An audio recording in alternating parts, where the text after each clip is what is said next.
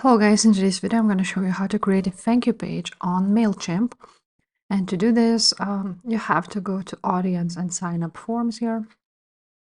Now, you need to scroll down until you see form builder, manage forms. Click on that. And after this, you can form a thank you page. So you need to change the sign up form from this to confirmation thank you page. You can look at all of these, but probably this one will fit the best. And now let's subscribe as book email format. Now this is how it looks like.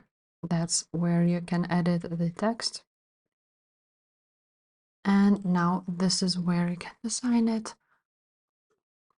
So the background color, you need to enter it.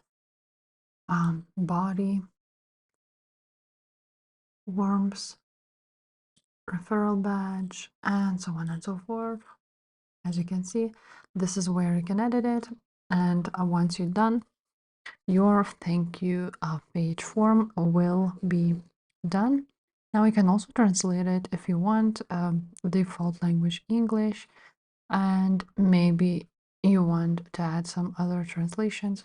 So make sure to do this. And yeah, if this video was helpful, please leave a like, subscribe to this channel, and I will see you next time. Bye.